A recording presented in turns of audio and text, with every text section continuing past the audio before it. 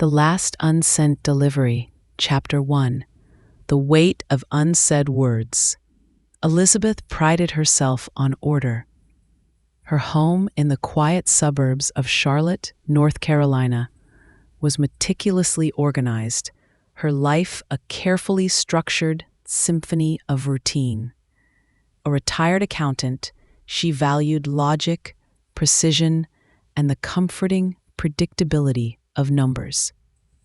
But now her world felt untethered, thrown into chaotic disarray by an event that defied all logic. The death of Claire. Claire, her best friend, her polar opposite. Claire with her wild, untamed curls, her impulsive laughter, her penchant for brightly colored scarves and mismatched socks. Claire, the artist, the free spirit, who lived by intuition and defied every convention Elizabeth held dear. They had been inseparable since childhood, two mismatched halves of a whole, their friendship a vibrant tapestry woven from shared dreams, silent understandings, and countless disagreements that always ended in laughter. Claire had died suddenly, swiftly, after a brutal, unforeseen illness. 3 days ago, Elizabeth had stood at her graveside, a cold, empty ache in her chest. Grief was a familiar companion, but this was different. It was a suffocating weight of unsaid words, unfinished conversations, minor disagreements left unresolved, small unvoiced apologies, the quiet knowledge that they had never truly had a proper goodbye. Claire had been her anchor, her sounding board, her other wing, and now Claire was simply gone, leaving Elizabeth adrift, filled with a profound aching regret. Elizabeth was sitting in her sunroom, a cup of untouched tea growing cold beside her, when the doorbell chimed. Her son Daniel, ever practical and supportive, answered it. A uniformed courier stood on the porch, holding a large, heavy package. "Delivery for Elizabeth Miller," the courier stated, consulting his clipboard. "Signature required." Daniel took the package, his brow furrowed. "Who's it from, Mom? It looks substantial." Elizabeth glanced at the label. Her breath hitched. The sender's name, printed in a familiar, sprawling script, was Claire. Claire Evans. A wave of shock, sharp and cold, washed over her. Claire. But that was impossible. Claire was gone. She had seen her laid to rest just 72 hours ago. Daniel must have misread it. "Who is it, Daniel?" she asked, her voice barely a whisper. "It says Claire Evans, Mom, sent a week ago," Daniel replied. "According to the postmark, a week ago. Before the end, before the final goodbyes." The package felt impossibly heavy in Daniel's hands, an almost mystical object defying the laws of death.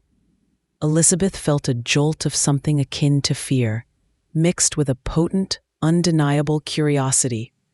What could Claire have sent? Why? A chill traced its way down her spine.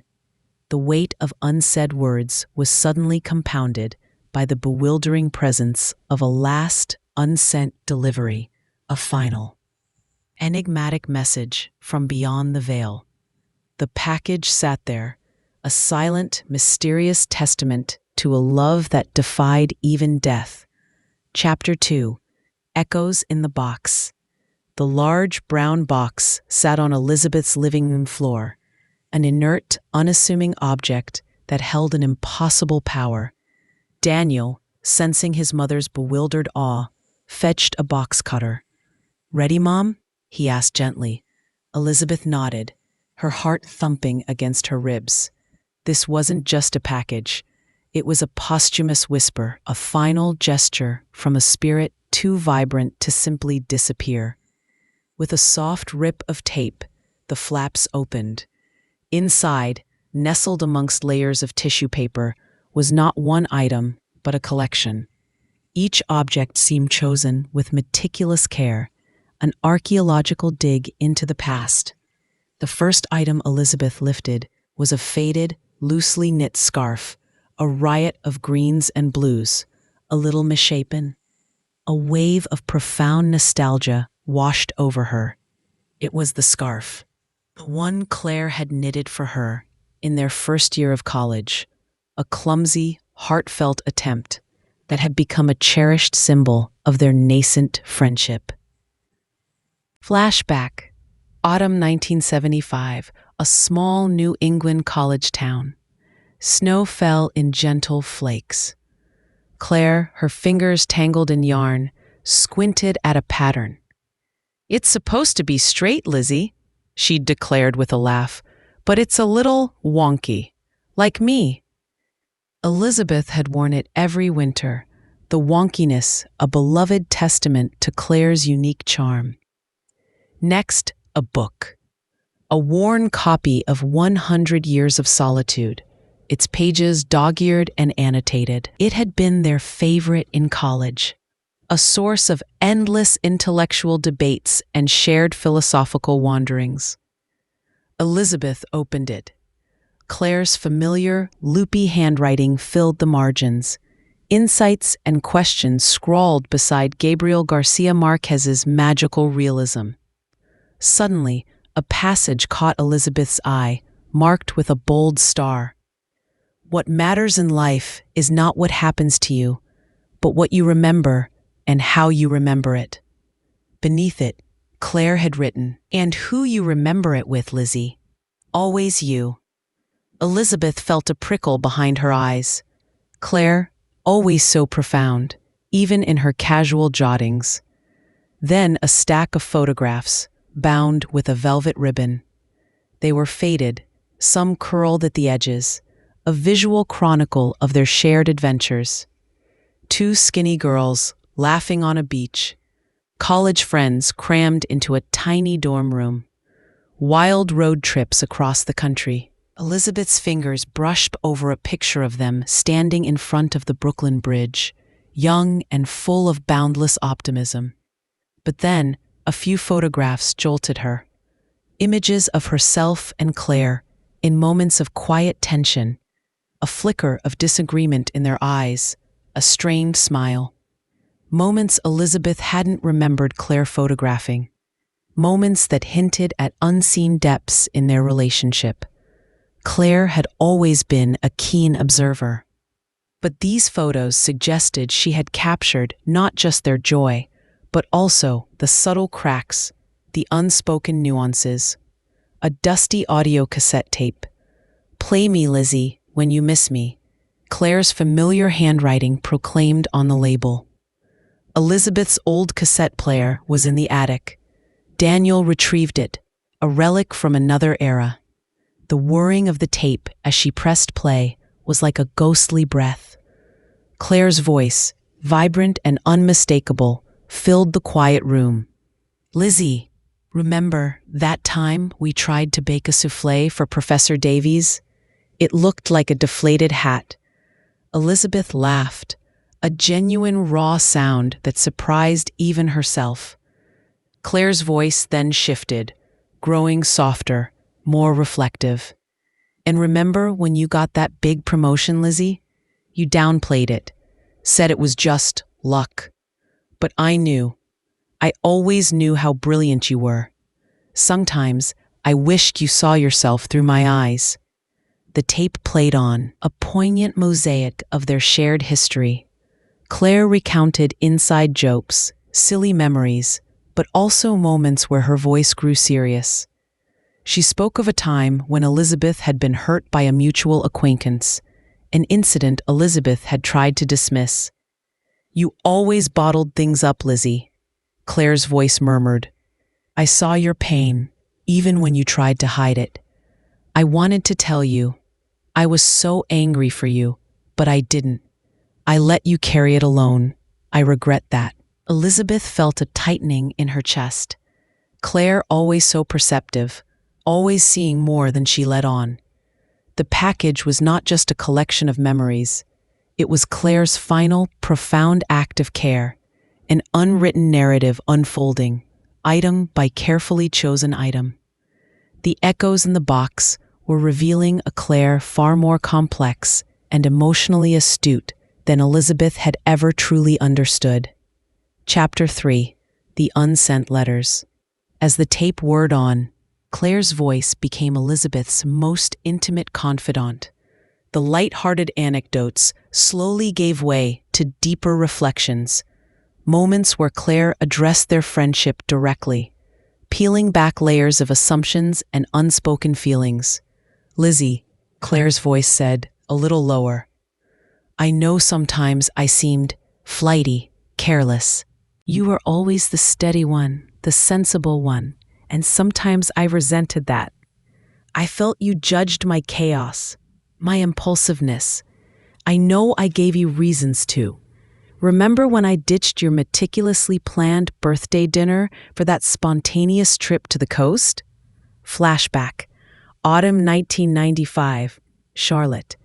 Elizabeth had painstakingly planned a sophisticated dinner party for her 40th birthday.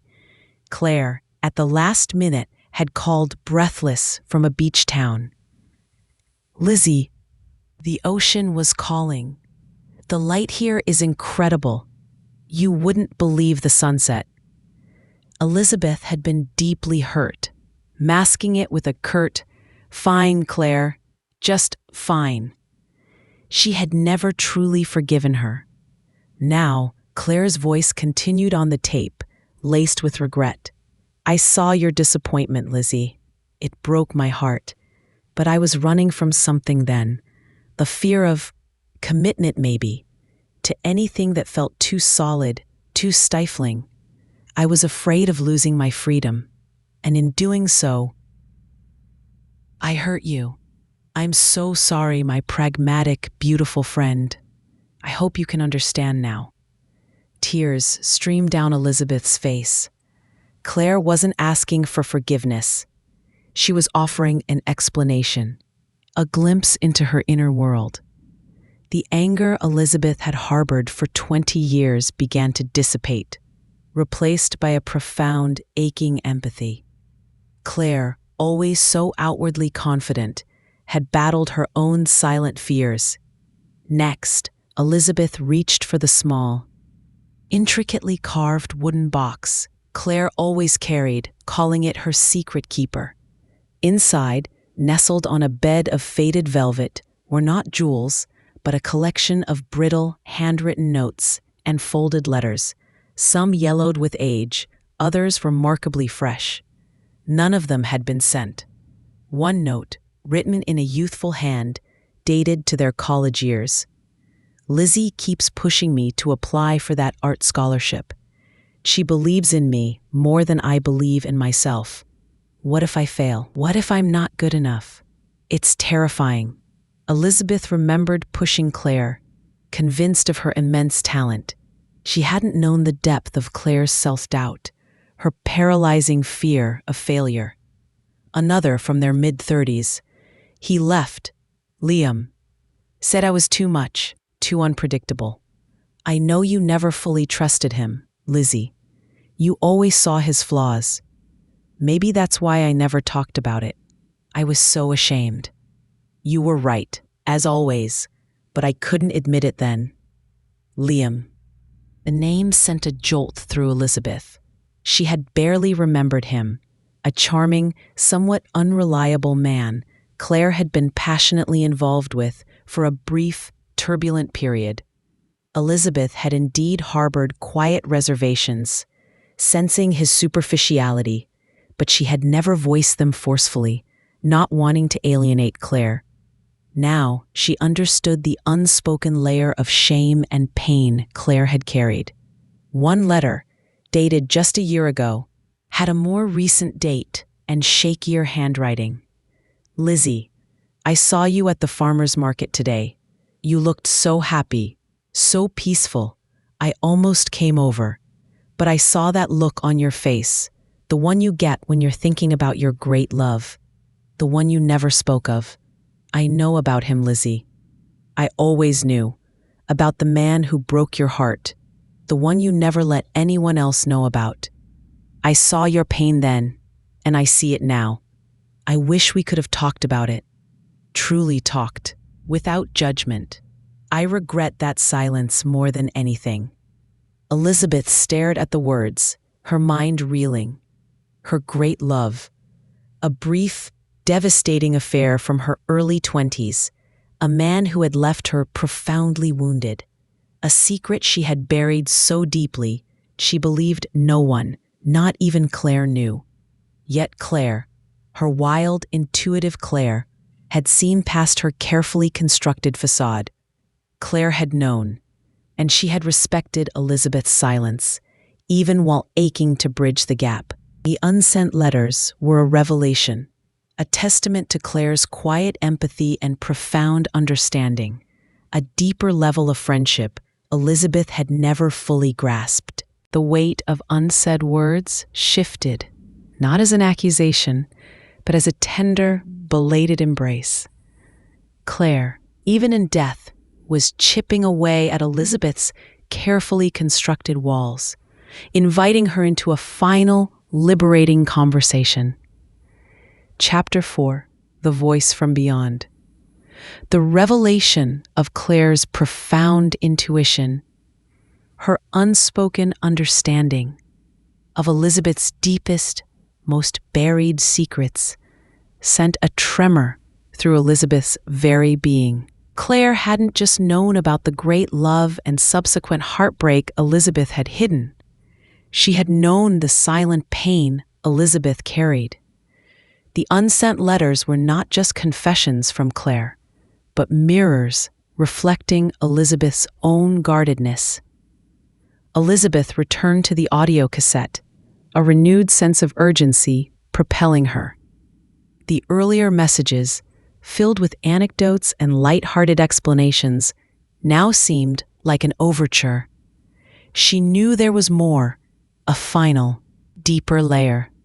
The tape whirred, and Claire's voice, now noticeably weaker, strained, filled the room. This wasn't the vibrant Claire of old, but a woman facing her own mortality, stripped bare of all pretense. "Lizzie, if you're listening to this, it means I'm gone. I didn't want to leave you with so many unsaid things. I know how much you value clarity, and I, in my own way, am trying to give that to you now." A pause, a faint cough. Elizabeth clutched the player, tears blurring her vision. "We had so many adventures, didn't we? So many laughs. But we also had our silences, our polite omissions, and sometimes that was my fault. I was afraid to show you my vulnerabilities, my failures. I always wanted you to see me as strong, as fearless, but I wasn't. Not always." Claire's voice grew softer, almost a whisper. "Remember that big project you poured your soul into, back when you were trying to make partner?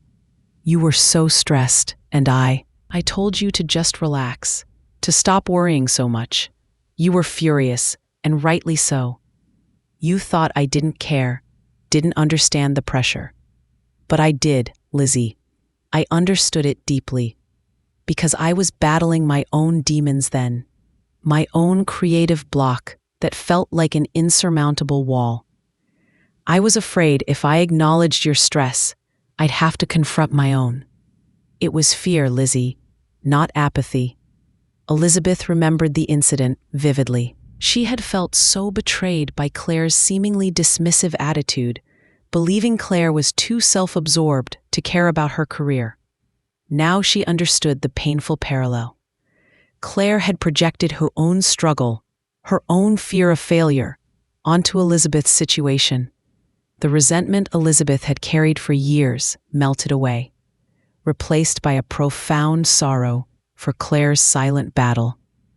Then Claire's voice strengthened slightly, as if finding a final burst of energy. "And there's one more thing, Lizzie. A secret I held, not out of malice, but out of a misguided attempt to protect you. remember when your beloved grandmother, Nana Rose, passed? You always believed it was a sudden, peaceful heart attack. Elizabeth stiffened. Nana Rose, her cherished grandmother, the woman who had filled her childhood with warmth and unconditional love. Her death had been a profound grief, but at least it had been quick, peaceful. It wasn't quite that simple, Lizzie, Claire continued, her voice trembling slightly. I was there. Nana Rose was frail, and she had a fall, a bad one. I was with her. She made me promise. She knew she wouldn't make it. She didn't want you to carry the burden of an accident. She wanted you to remember her as she was, peaceful. So she made me promise to tell you it was quick. Just say it was her heart. She didn't want you to have to think about her last moments being messy. She wanted to spare you that pain, and I promised her. I carried that promise, that secret, for over 40 years. Elizabeth gasped, a choked sob escaping her. Nana Rose, an accident. Claire had honored a deathbed promise, a secret sacrifice. Claire, her friend, had carried that burden for her, shielding her from a painful truth, just as Elizabeth had once shielded herself from so many truths about Claire. The depth of Claire's loyalty, her quiet capacity for sacrifice, was staggering. The voice from beyond was not just revealing secrets, it was unraveling the very fabric of Elizabeth's understanding of love, friendship, and the profound, often hidden ways people care for each other. Chapter 5. The masterpiece unfinished. The revelation about Nana Rose's death, whispered from the grave by Claire's fading voice, left Elizabeth utterly devastated, yet profoundly, strangely, at peace. The weight of that secret, carried by Claire for over 40 years, was a testament to a love so fierce, so protective. It defied easy categorization. It was a love that had manifested not in grand gestures, but in quiet, agonizing sacrifice. The final message on the cassette, filled with Claire's gentle farewells, spoke of her impending death with a poignant clarity. I've tried to put things in order, Lizzie, to leave you with understanding, not questions, to let you know how much our friendship meant, how much you meant. And there's one last thing in that box, a sealed envelope, my final gift. With trembling hands, Elizabeth reached for the last item in the box, a thick, cream-colored envelope, sealed with Claire's signature wax seal. She broke it, her breath catching in her throat. Inside was not a letter, but a legal document, Claire's last will and testament, and a separate, handwritten note attached. The note read, "My dearest Lizzie, I know this might surprise you. My material possessions are modest and mostly for Sophie. But there is one thing I wish for you to have. Not for its monetary value, but for its spirit. The keys to my little cottage in the Outer Banks, the one I rarely spoke of, my true sanctuary. And with it, a gift. In the attic of that cottage, you will find my largest canvas. It's unfinished. My masterpiece, I always called it. I want you to finish it, Lizzie, to paint what you see, what you feel. Let your order meet my chaos. Let our spirits merge in that final, vibrant expression. It's not about the painting, my friend. It's about the completion, the piece, for both of us. Go there, Lizzie, and find your peace, just as I found mine." Elizabeth stared at the words, stunned. Claire's cottage, an unfinished masterpiece. Claire, the free spirit, who had always seemed to live in the present, had meticulously planned this final, profound gesture. It wasn't a painting for the world, but a canvas for Elizabeth, a final, collaborative act of love and healing. A few days later, Sophie, Claire's daughter, arrived. She was a younger, more grounded version of her mother, with Claire's bright, intuitive eyes. Elizabeth, now unburdened by secrets, shared everything. The package, the photos, the tapes, the unsent letters, and finally, the will and the note about the cottage. Sophie listened, her own eyes filling with tears. "My mother. She was always so enigmatic," she murmured, "even to me.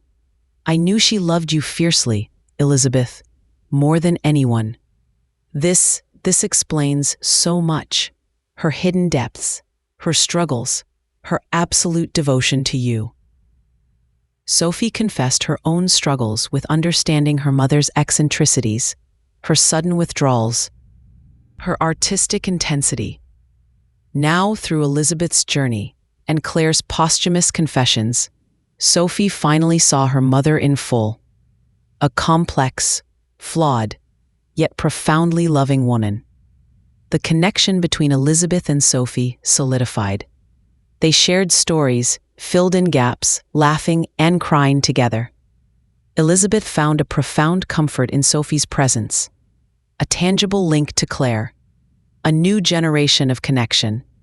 Elizabeth decided to visit the cottage. It was a small, weather-beaten house overlooking the wild, untamed beauty of the Outer Banks. Inside, it was a testament to Claire's chaotic beauty. Paint splatters on the floor, canvases leaning against walls, sunlight streaming through large windows. And in the attic, carefully draped, was the unfinished masterpiece, a vast canvas filled with Claire's signature vibrant colors, swirling forms, but with a large, central section left blank, a void waiting to be filled. Elizabeth sat before it, a brush in her hand, paint on the palette. Claire's spirit felt palpably present, urging her forward. She didn't know what she would paint, but she knew she would finish it. It wasn't about artistic skill. It was about honoring a promise, completing a conversation, finding a final, vibrant expression of a friendship that had transcended the boundaries of life and death. The last unsent delivery had delivered not just answers, but profound healing, a new beginning, and a masterpiece waiting for its final, collaborative stroke. Chapter 6. The Canvas of Completion. The Outer Banks cottage became Elizabeth's sanctuary, a quiet haven where the echoes of Claire's vibrant spirit mingled with the calming roar of the ocean. The unfinished canvas in the attic was more than just a painting. It was a conversation, a bridge between two souls, a testament to a friendship that defied finality. Elizabeth, the meticulous accountant, had never considered herself an artist, yet, holding Claire's brushes, feeling the rough texture of the canvas, she felt a strange intuitive connection. Claire's bold, swirling colors, purples, emeralds, fiery oranges, filled the existing parts of the painting, a whirlwind of abstract passion. The large, central void beckoned. She didn't try to imitate Claire's style. Instead, she painted what Claire's messages had revealed: the profound understanding, the unspoken connection, the quiet empathy that had woven through their lives. She used softer hues, blues and grays, depicting a serene yet powerful core within the vibrant chaos, a steady light amidst the storm. It was a depiction of Elizabeth's own calm presence, the anchor that Claire had always seen in her, and the silent, enduring love that transcended their differences. Days turned into weeks. Elizabeth painted not with artistic ambition, but with emotional release. Each brushstroke was a meditation, a silent dialogue with Claire. She grieved, She smiled, she forgave. She came to terms with the complexities of Claire's life, her hidden pain, her fierce love, and in doing so, Elizabeth also came to terms with her own guardedness, her own reluctance to express deep emotions. Claire's final gift was not just the canvas, but the permission to embrace her own vulnerability, to paint her own truth. Sophie visited the cottage, awestruck by the transformation. It's you, Aunt Elizabeth," she whispered, tears in her eyes. "And it's Mom. Together, it's perfect." Sophie recognized the blending of their spirits, the harmonious fusion of two distinct personalities. The completed masterpiece, a vibrant explosion of Claire's passion, anchored by Elizabeth's serene depths, became a symbol of their friendship. Elizabeth decided not to display it publicly. It was too personal, too sacred. Instead, it hung in the cottage, a private testament to a love that had defied the boundaries of life and death. Elizabeth spent more time in the Outer Banks. The wild, untamed beauty of the coast, so different from her orderly suburban life, began to resonate with her. She learned to embrace a little more of Claire's spontaneity, taking long walks on the beach, letting the wind whip through her hair, finding beauty in imperfections. She felt a profound sense of peace, a quiet contentment that had eluded her for so long. Her relationship with Daniel deepened. She spoke to him more openly about her past, about Claire, about the journey of healing. He saw a new lightness in her, a quiet joy that transcended her grief.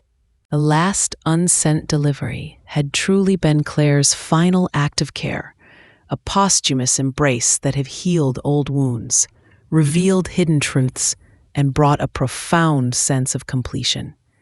Elizabeth understood now that friendship was not about perfect understanding, but about enduring love, even through silence and unspoken pain.